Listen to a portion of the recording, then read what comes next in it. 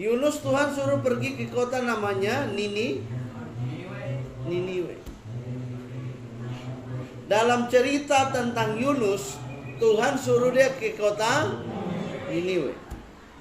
Rencana Tuhan adalah kamu harus ke Niniwe, kasih tahu orang Niniwe bahwa kalian harus bertobat.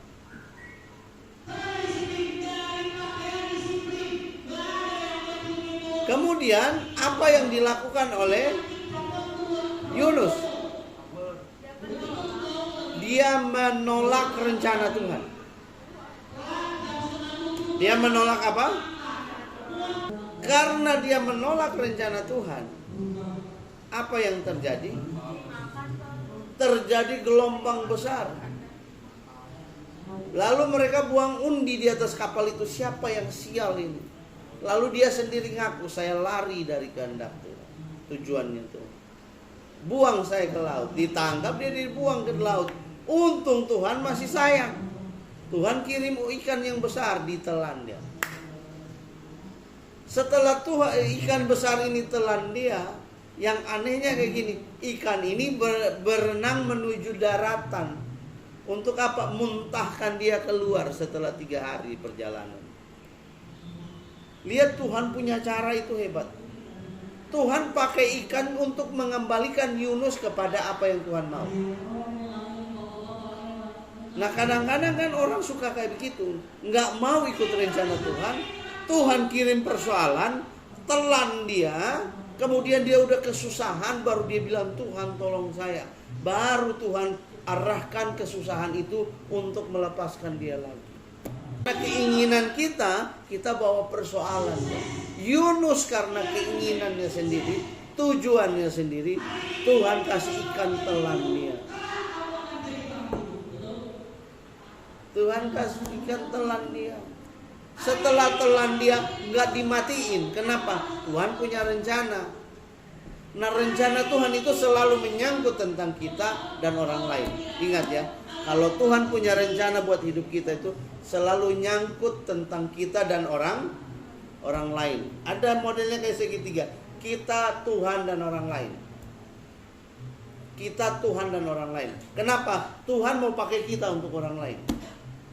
Tuhan mau pakai kita untuk menolong orang lain. Tuhan juga mau pakai kita untuk kebaikan kita, keluarga kita, saudara kita, teman kita. Ingat ya, Tuhan punya rencana atas ini. Nah, karena itu kamu harus melibatkan. Kenapa kita harus melibatkan Tuhan? Karena kita tidak mengerti bahaya yang bisa menimpa hidup kita. Makanya kamu mau cita-cita sehebat apapun, mau jadi apapun, ingat, libatkan siapa? Tuhan. Karena kamu gak mengerti bahaya yang bisa menimpa hidup kamu kalau kamu tidak libatkan Tuhan. Persoalannya sederhana, kita tidak bisa lihat masa depan.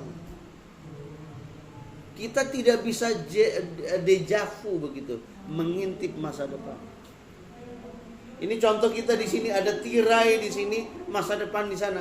Kita nggak bisa buka tirainya lalu lihat di masa depan saya jadi apa ya? Nggak bisa. Kamu nggak bisa melihat menembusi masa depan. Kamu yakin tentang masa depan, tentang pertolongan Tuhan, iya.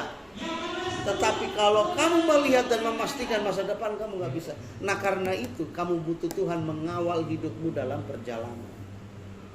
Kenapa kita melibatkan Tuhan? Karena dengan melibatkan Tuhan, kita bisa berhasil dan beruntung. Karena dengan melibatkan Tuhan, kita bisa berhasil dan beruntung. Contohnya siapa Pak Abraham? Contohnya Yusuf. Contohnya Daud. Yusuf itu dia dibuang oleh saudara-saudaranya sendiri, dianggap mati.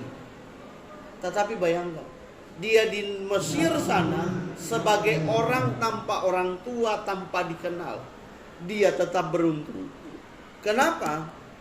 Karena dia melibatkan Tuhan.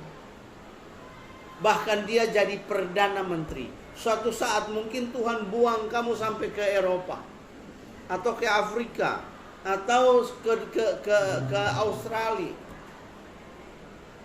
di negeri yang jauh dan tidak dekat dengan orang tua kamu. Karena penyertaan Tuhan kamu bisa berhasil. Berhasil yang dimaksud adalah kamu berhasil karena mencapai rencana Tuhan dalam hidup. Ya. Jadi dengan penyertaan Tuhan, kamu bisa berhasil dan beruntung.